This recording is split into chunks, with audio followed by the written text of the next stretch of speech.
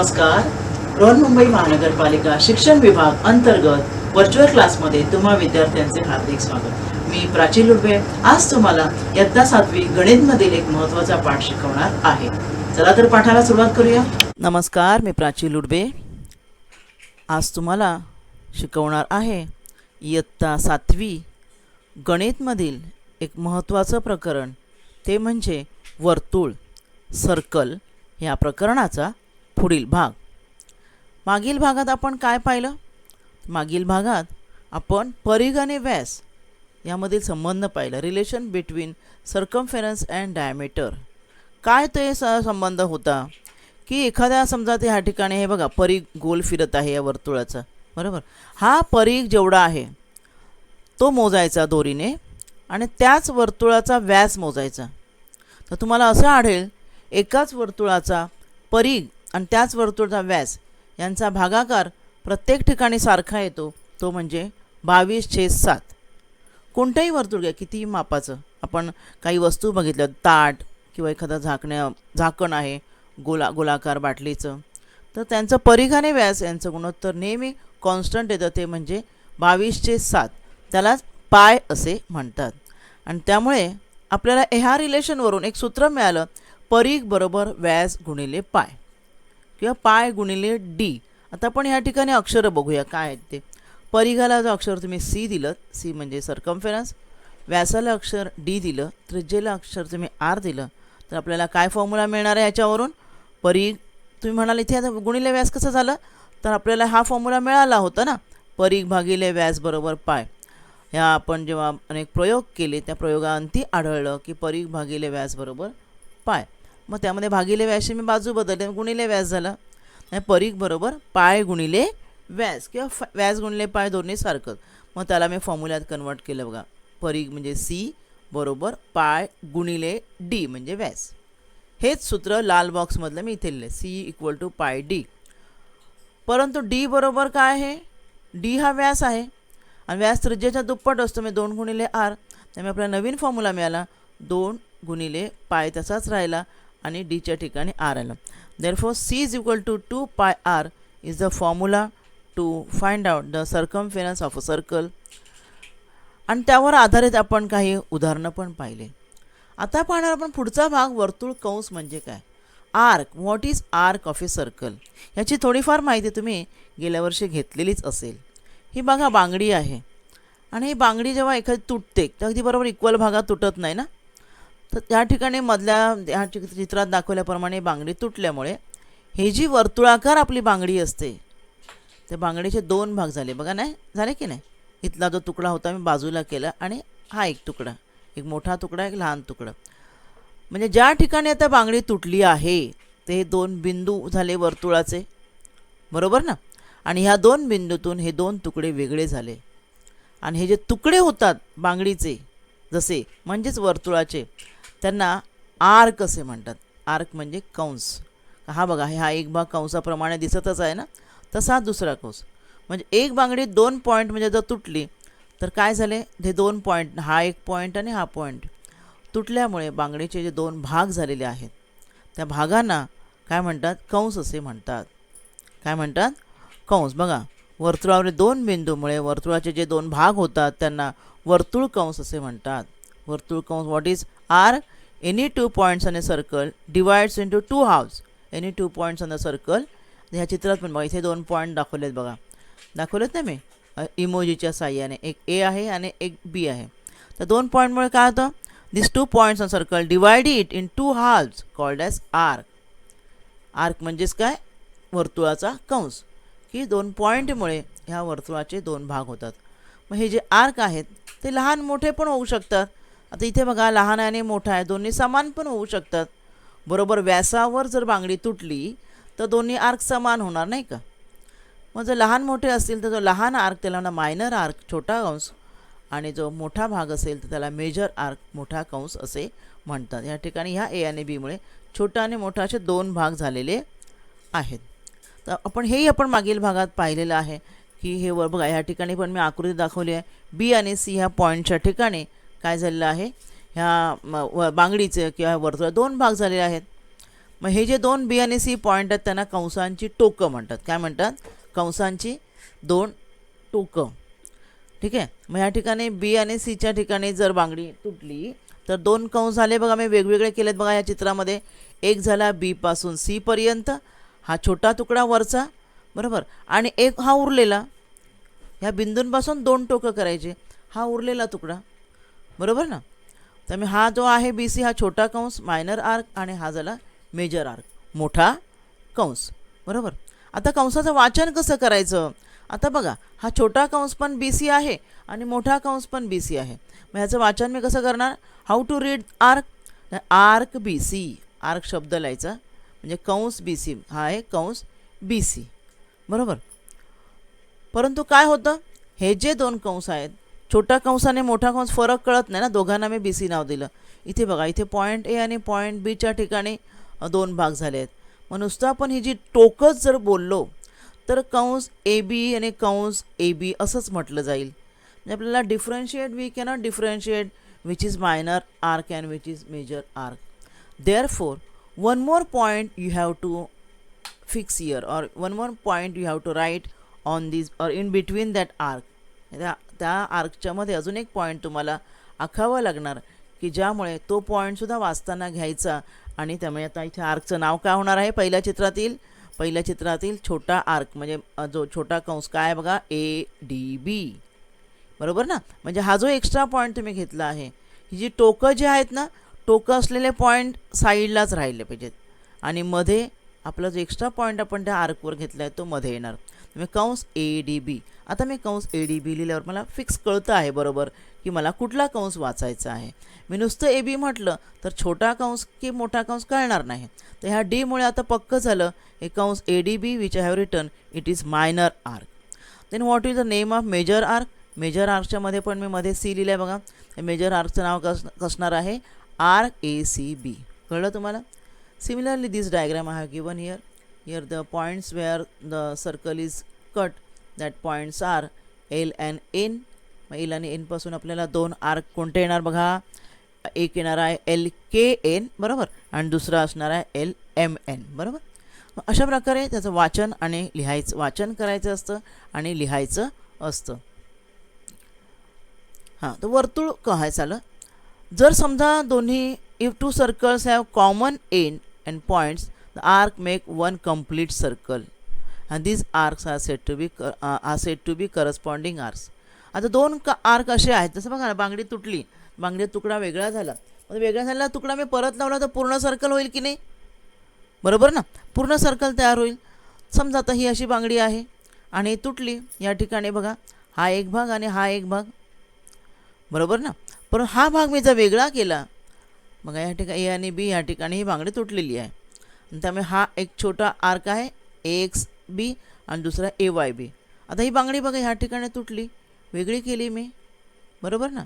पण समजा पुन्हा जर मी ती जोडण्याचा प्रयत्न केला, हा इकडे लघु कंस आणि हा विशाल कंस झाला, बरोबर ना. आणि पुन्हा मी जर ती जोडण्याचा प्रयत्न केला तर पूर्ण वर्तुळ होत आहे, पहा झालं ना पूर्ण वर्तुळ.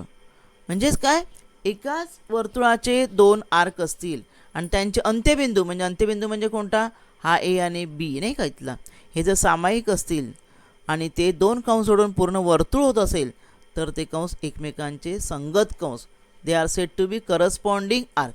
संगत कंस, संगत कोन वगैरे बघा आपण म्हणतो त्याप्रकारे इथे ए वाय बी हा कंस आणि ए एक्स बी हे एकमेकांचे संगत कंस आहेत. हा एक गुणधर्म आहे आर्क म्हणजे ह्या कंसाच्या बाबतीमध्ये. ठीक आहे. आता बघूया आपण अर्धवर्तुळ कंस म्हणजे काय.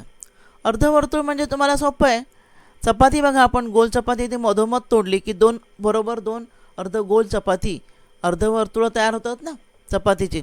तसंच तुम्ही बरोबर व्यासावर तुम्ही एक वर्तुळ गोलाकार कापलं आणि ते बरोबर गोलाकार कापलं, व्यासावर बरोबर त्याला कट मारा, काय होणार? तसे चपातीचे दोन तुकडे, तसे त्या वर्तुळाचे पण दोन तुकडे होणार, बरोबर ना. बघा, आणि मी जोडले, हे बघा काय तयार झालं, हे पूर्ण वर्तुळ तयार झालं. म्हणजे व्यासामुळे मिळणारे जे दोन कंस आहेत, व्यासामुळे मिळणारे कंस, त्यांना अर्धवर्तुळ कंस म्हणतात आणि दोन्ही कंस समान मापाचे असतात. या ठिकाणी कुठले दोन कंस बघा, हा इकडचा आर टी आणि इकडचा आर टी, बरोबर ना.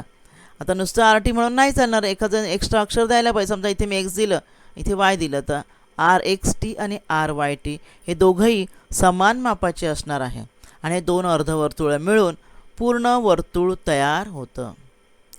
कळलं तुम्हाला? Diameter gives rise to two equal arcs. Diameter म्हणजे व्यासामुळे दोन इक्वल आर्क बनतात आणि they are called as semi circular arcs. त्यांना काय म्हणायचं? अर्धवर्तुळ कंस म्हणजेच काय? Semi circular arcs. कळलं तुम्हाला इथपर्यंत? आता पुढे आपण पाहणार आहोत central angle and measure of arc. Central angle म्हणजे काय? केंद्रीय कोन. सेंट्रल अँगल म्हणजे केंद्रीय कोन. मग इथे मी आकृती काय काढली आहे? इथे मी ओ ह्या केंद्रापासून दोन किरण काढले आहेत. तेच किरण पी ह्या बिंदूपर म्हणजे वर्तुळाचे त्रिज्याच आहेत त्या. त्यांच्यामुळे कोन तयार झाला आहे. ह्या दोन त्रिज्यांमुळे केंद्राजवळ हा जो कोन तयार झाला आहे त्या कोणाला म्हणायचं? केंद्रीय कोन. काय म्हणायचं? केंद्रीय कोन. पहा आकृतीमध्ये पी ओ क्यू ज्या ठिकाणी कोन होतो ते अक्षरमध्ये घ्यायचं असतं. माहिती आहे तुम्हाला? पी ओ क्यू हा केंद्रीय कोन आहे. It is central angle. म्हणजे वर्तुळ केंद्र हा शिरोबिंदू असतो ज्या कोणाला त्या कोणाला केंद्रीय कोन असे म्हणतात. when center of a circle is nothing is not if the center of a circle is vertex of a particular angle then it is called as central angle. In this figure POQ angle POQ is a central angle. आता ह्या कोनाच्या आतमध्ये हा कंस आहे बघा, आहे की नाही? हा केंद्रीय कोन तुम्हाला कळला. हा एक दोन त्रिज्या मी पुढे वाढवल्यामुळे साहजिकच त्या वर्तुळात छेदलेत. आपण आता काय पाहिलं? वर्तुळात दोन बिंदूमुळे कंस तयार होतात. तसंच या केंद्रीय कोनाच्या दोन भुजा आहेत त्यामुळे दोन कंस तयार झालेत. पहा इथे आकृतीमध्ये हा एक पी एक्स क्यू आणि इकडचा मोठा आपण समजा पी वाय लिहू तिथे पी वाय क्यू. तर हे दोन कंस तयार झालेत. त्यातला हा जो कंस आहे ना पी एक्स क्यू हा या कोनाशी रिलेटेड असतो. म्हणजे पुढे म्हटलं बघा central angle and measure of arc. मग हा जो आर्क आहे ना ह्याचं माप ह्या कोनाशी रिलेटेड आहे. ह्या कोनाशी रिलेटेड आहे. मग कसं रिलेटेड आहे? तर ह्याचं माप आणि ह्या आर्कचं माप दोन्ही समान असतात. काय असतात? समान असतात. आणि पहिलं आपण सेंट्रल अँगल म्हणजे इंग्रजीमध्ये काय व्याख्या बघा. The angle whose vertex is the centre of the circle is called a central angle. तो सेंट्रल अँगल आहे. आता त्या कंसाचं माप बघूया आपण.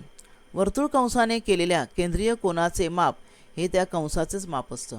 आता जो आकृती तुम्ही पाहिली त्या केंद्रीय कोनाच्या समोर जो कंस होता त्या कंसाचं माप आणि केंद्रीय कोनाचं माप सारखं असतं. The measure of an angle subtended at the centre of an arc is taken to be the measure of arc.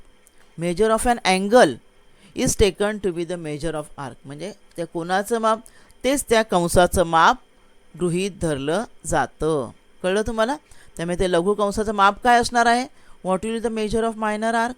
The measure of minor arc will be same as the measure of that central angle. पहा या आकृतीद्वारे आपण पाहूया. आता कोन ए O B आहे ना, ह्या कोन ए ओ बीचं माप समजा 40 अंश दिलेलं आहे. तर मेजर ऑफ ए एक्स बी किती असणार आहे?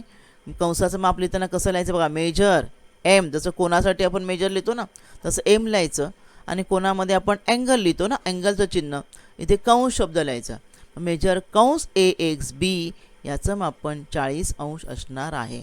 लक्षात ठेवा. जो लघुकोन आहे ना त्याच्याशी संबंधित हा लघु कंस मायनर आर्क त्या दोघांचं माप समान असतं. म्हणजे ज्या कोणामध्ये तो कंस आहे त्याच्याशी तो रिलेटेड आहे, मागच्या कंसाशी नाही. मागचा विशाल कंस आहे. मग त्याचं माप किती असणार आहे पाहूया आपण पुढे. वर्तुळ कंसातील विशाल कंस. विशाल कंस कोणता? The measure of major arc. Major arc म्हणजे उरलेला मोठा कंस. त्याचं माप किती असणार आहे? पण तुम्हाला माहिती आहे पूर्ण वर्तुळाचं माप 360 अंश असतं. किती असतं? 360 पूर्ण वर्तुळाचं माप. तर मेजर ऑफ एन मग त्या मेजर आर्कचं कसं काढणार आपण? पूर्ण वर्तुळ 360 अंशाचं असल्यामुळे measure of the major arc म्हणजे विशाल कंसाचं माप कसं काढायचं? 360मधून तुमचं जो लघुकंस तुम्हाला माहिती आहे त्याचं माप वजा करायचं. बरोबर ना? पाहूया त्या आकृतीमध्ये. मगाशीच आकृती मी घेतली आहे बघा. 40 अंशाचा कोन आहे. ए एक्स बीचं माप असणार आहे 40. हो ना? मग ए वाय बीचं माप किती असणार आहे? 360 वजा 40 बरोबर 320. म्हणजे हा जो ए वाय बी आहे इकडचा त्याचं माप काढण्यासाठी काय करायचं? पूर्ण 360 मधून 40 वजा करायचे आणि आपल्याला उत्तर आलेलं आहे 320 अंश. पुढे आपण पाहणार आहोत आता पूर्ण वर्तुळाचं काय. आता तुम्हाला सांगितलं पूर्ण वर्तुळाचं माप किती असतं.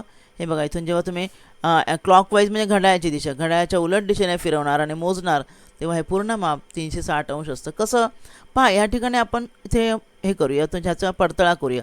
ही त्रिज्या आहे की नाही, मग ही त्रिज्या तुम्ही इथपर्यंत वाढवली, अशी वाढवली, बरोबर. तर हा वरचा कोण किती असतो तुम्हाला माहिती आहे ना. या सरळ रेषेवर असलेला हा कोण किती अंश असतो, 180 अंश असतो, बरोबर ना. हा कोण 180 अंश असतो, 180 अंश. मग हा खालचा किती असणार आहे, खालचा पण तेवढाच असणार आहे, 180 अंश. अर्धवर्तुळाचं माप 180 असतं, हे तुम्हाला माहीत असेल. दोन सेका आपण रेषीय जोडतील कोन वगैरे, angle in a straight line वगैरे शिकलो आहे. मग ह्या सरळ रेषेवरच हा कोण आहे ना, त्यामुळे हा 180, खालचा 180 मिळून पूर्ण वर्तुळाचे माप 360 अंश होतं. किती होतं, 360 अंश. ठीक आहे. दिलेले बघा, measure of complete circle is 360 degree. मग आता कम्प्लीट सर्कल 360, मग अर्धवर्तुळाचा किती असणार आहे. अर्धवर्तुळ म्हणजे हे वरचं जे आहे हे अर्धवर्तुळ आहे. पहा या ठिकाणी दिसते तुम्हाला, हे बघा इथे आहे, हे जे आहे हे हा सरळ रेषेतील कोन आहे. हा सरळ रेषेत जे कोन असतात त्यांना रेषीय जोडतील कोन म्हणतात आणि त्याचं माप 180. त्यामुळे अर्धवर्तुळाचं माप इकडे 180 आणि इकडे सुद्धा 180 असणार. हे बघा, हे अर्धवर्तुळ आणि त्याचं माप किती असतं, 180 अंश असतं. Measure of semi circular arc is what, arc or that is AXB or AYB is equal to 180 degree. लक्षात ठेवा, आता आपण काय काय शिकलो या भागामध्ये. लघु कंसाचे माप हे त्या संबंधित केंद्रीय कोनाच्या मापा एवढे असते.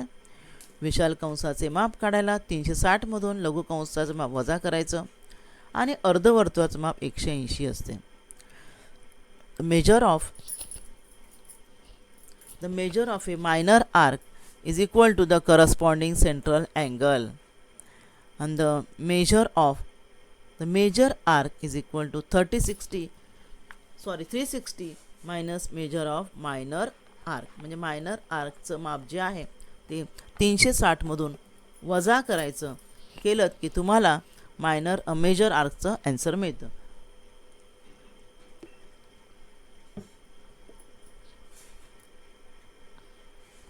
हां, then the measure of semicircular arc म्हणजे अर्धवर्तुळ कंस किती असणार आहे, 180 degree. These are the important points which we have studied just now with the help of diagrams. आता आपण त्यावर आधारित प्रश्न पाहूया. प्रश्न बघा, या ठिकाणी काय दिलं तुम्हाला मी आकृती पहा. ओ केंद्र असलेल्या वर्तुळात काही कंस दाखवलेले आहेत, दिसतं तुम्हाला चित्रामध्ये. त्यापैकी वर्तुळामध्ये लघु कंस, विशाल कंस, अर्धवर्तुळ यांची नावं लिहा. हां, पहिला मायनर आर्क. मायनर आर्क म्हणजेच काय, लघु कंस. कुठला बघा लघु कंस आहे, इथे ज्या चित्रात दिसत आहे तेवढेच लिहायचे आहेत आपल्याला, नावासहित दिलेलं.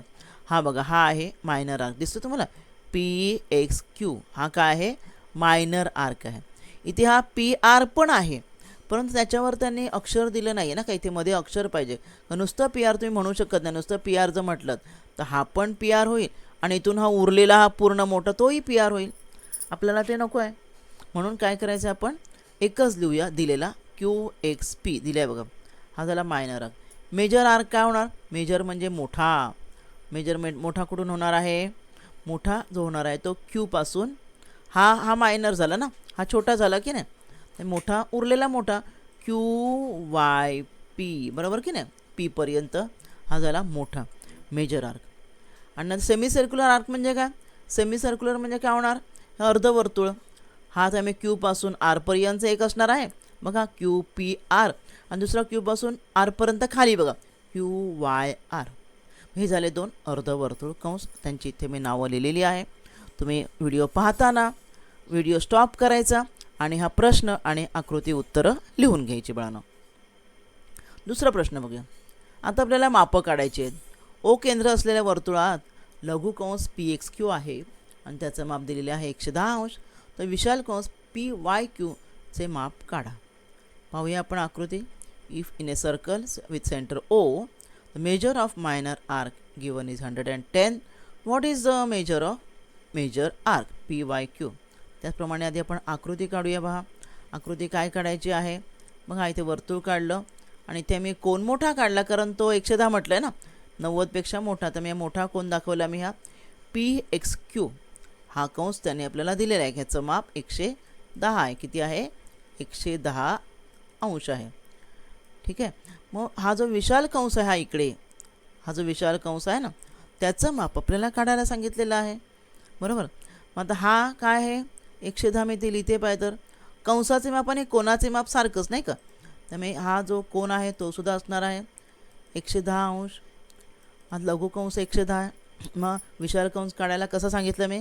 360, कारण पूर्ण वर्तुळाचं माप 360 अंश आहे. आपण आत्ताच पाहिलं. 360 वजा 110 मग किती येणार आहे? 0 0 7 1 गेला 5, 3 1 गेला 2. म्हणजे we got the answer. Therefore major arc PYQ is equal to 250 degree. आता अचूक पर्याय निवडा. तुमच्या पुस्तकातला एक छोटासा प्रश्न आहे. पर्याय निवडा म्हटलं तुम्हाला माहिती आहे त्याच्याबद्दल पर्याय दिलेले असतात. काय दिले आहे बघा. कंस AXB आणि कंस AYB हे संगत कंस आहे. Means corresponding arcs which form a full circle. असे करस्पॉन्डिंग आर्क असले की ते पूर्ण वर्तुळ तयार करतात. बरोबर ना. हे दिलेत पर्याय. आणि मेजर कंस AXB आहे 120, तर AYB किती? तोंडी गणित आहे म्हणून पर्याय दिलेत. बरोबर ना. AXB आणि AYB पूर्ण वर्तुळ तयार करत आहेत. पहा बरं, करत आहेत ना वर्तुळ. मग आता हा AXB आणि AYB संगत कंस झाले. मग AXBचं माप आपलं दिलेलं आहे 120 अंश. मग AYBचं माप कसं काढणार मी? AYBचं माप काढण्यासाठी 360 - 120 वजाबाकी करा. 0 0 6तून 2 गेले 4, 3तून 1 गेला 2. बरोबर. मेजर कंस AYB 240 आलं. तर पर्याय निवडा होतं. बघा पर्याय निवडायचं असतं तुम्हाला स्कॉलरशिप एक्झाम्समध्ये. तुम्ही आता पुढच्या वर्षी स्कॉलरशिपला बसाल. पर्याय जे असतात ते तोंडी आपल्याला लगेच कळत नाही. खरं लगेच कळण्यासारखा प्रश्न असतो, पण एखादा कठीण असतो. तो सोडवायचा आणि ते पर्यायाला टिकमार्क करायची असते स्कॉलरशिप परीक्षेमध्ये. किंवा टिकमार्क नाही सॉरी त्या ठिकाणी उत्तरपत्रे गोल असतात, ते गोल भरायचे असतात. तर इथे माझा पर्याय कुठला आहे? माझा पर्याय 240 उत्तर. मग तिसरा पर्याय मला आलेला आहे, तर मी इथे ह्याप्रमाणे त्या पर्यायाला गोल केलेला आहे. कळलं? तर हे आपलं ॲन्सर आलेलं आहे 240 अंश. पाहूया पुढचा प्रश्न. एक केंद्रीय कोन तुम्हाला दिलेला आहे 100 अंश मापाचा. तर त्याच्या संगत लघु कंसाचे व लघु कंसाच्या संगत विशाल कंसाचे माप काढा. किती सोपा प्रश्न आहे बघा. मी आकृती तुम्हाला दाखवण्यासाठी ते काढत आहे, खरे आकृतीची गरज नाही आहे.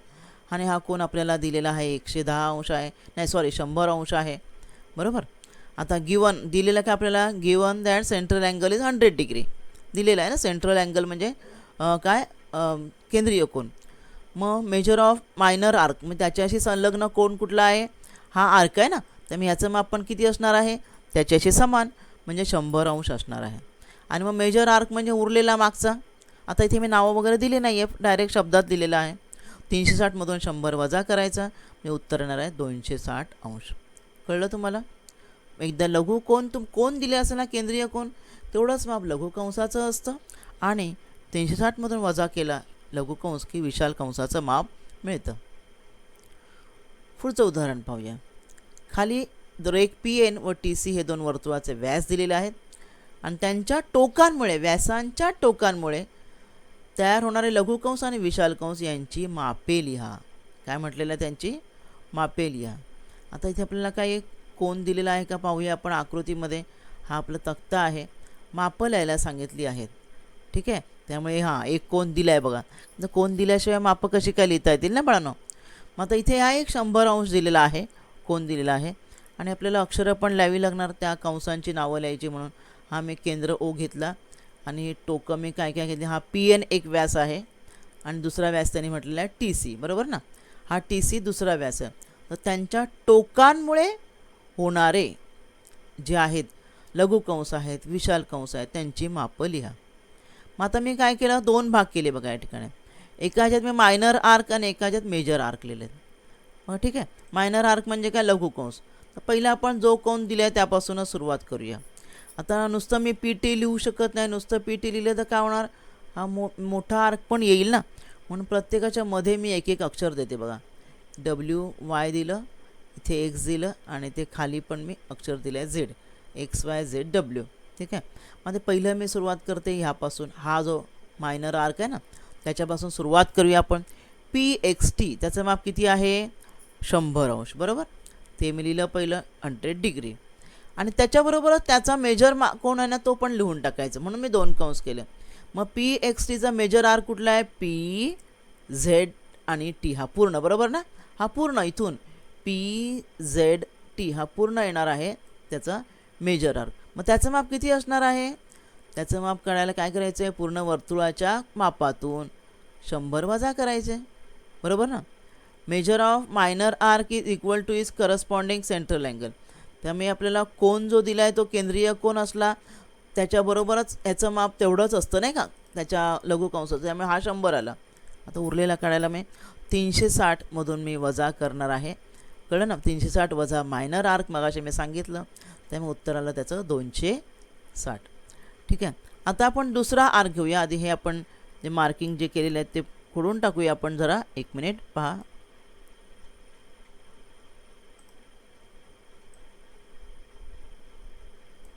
हां, हे मार्किंग मी खोडून टाकले. आता बघा या ठिकाणी हे मार्किंग मी खोडून टाकले तुम्हाला कळण्यासाठी. दुसरा घेऊया आपण आर्क टी वाय एन. हा एक रांगेत जाऊया, हे झालं. आता हा टी वाय एन हा आर्क. आता ह्या आर्कचं माप किती असेल, ह्या आर्कचं माप बघा, ह्या व्यासावर हे 2 कोन झालेत ना. आणि आपल्याला माहिती आहे रेषीय कोनांची बेरीज, तुम्हाला सांगितलं अर्ध्या वर्तुळाचं माप, रेषीय जोडी वगैरे जाऊ द्या, आधी अर्ध्या वर्तुळाचं माप 180 असं सांगितलं तुम्हाला. त्यामुळे हा 100 आहे. त्यामुळे हा किती असणार आहे, 180मधून 100 वजा करायचे आणि 180मधून 100 वजा केले की 80, बरोबर ना. टी वाय एन या कंसाचं माप 80 असणार आहे. आणि मग त्याच्याशी संबंधित मोठा कुठला आहे, टी वाय एनशी संबंधित मोठा कुठला आहे, टी डब्ल्यू एन, बरोबर ना. हा इकडचा पूर्ण टी वाय एन सोडून उरलेलं, मग त्याचं माप किती असणार आहे, पुन्हा 360. हा इथे मी इथे उत्तर लिहिलं, कशावरून आपण 80 काढला, रेषीय जोडतील कोन त्यावरून, किंवा अर्धवर्तुळ कंस. तर टी डब्ल्यू एनचं माप किती येणार आहे, 360 वजा हे 80, हे 80 वजा करायचे, किती येलं 280 आलं. पहा वजाबाकी करून तुम्हाला बरोबर उत्तर येतं की नाही. त्यानंतर major arc C Z N विचारलं आहे. हां, सी झेड एन.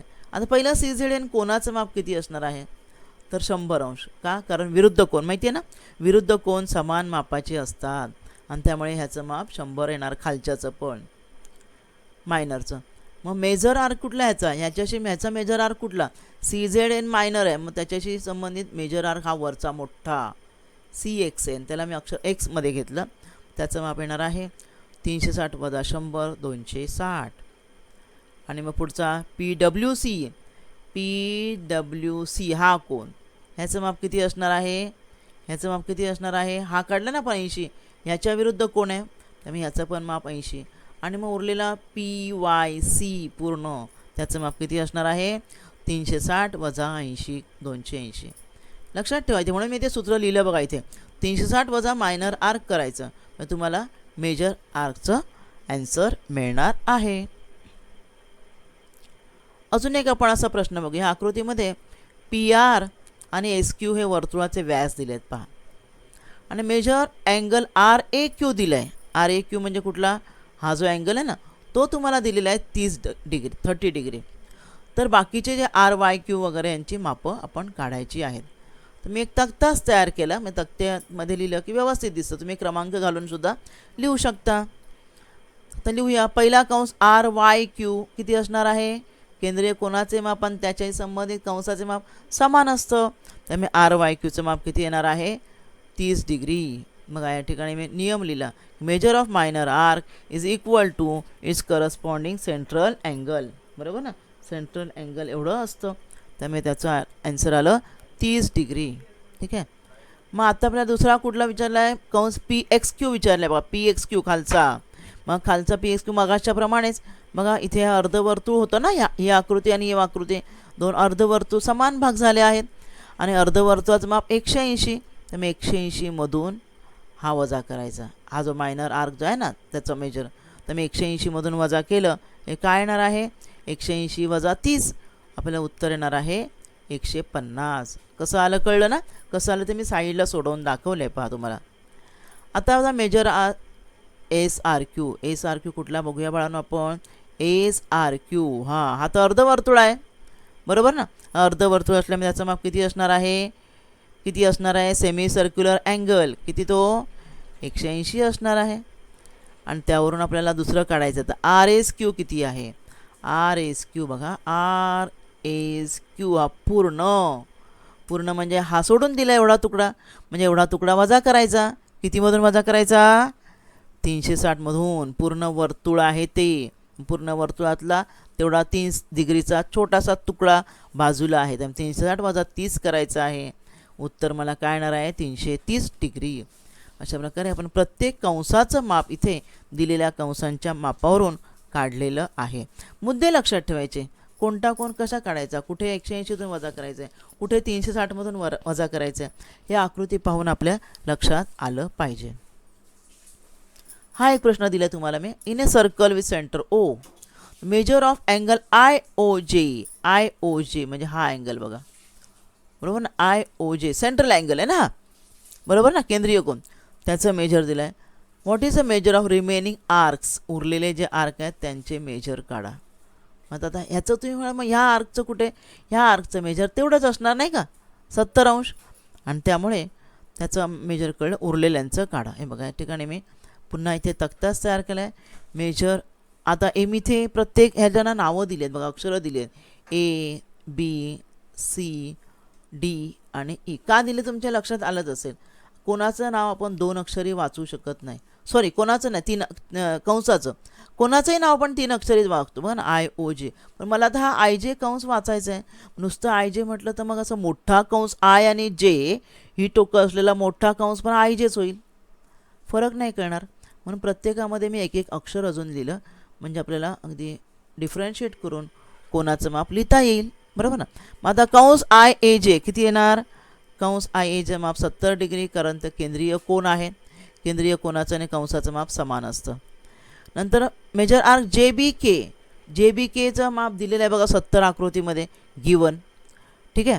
मग आता LCचं किती असणार, LCK ह्या कंसाचं माप किती असणार आहे. तर पुन्हा बघा हे अर्धवर्तुळ आहे, अर्धवर्तुळावर हे 3 कंस झाले तयार, 3 कंस पण आणि 3 अँगल पण.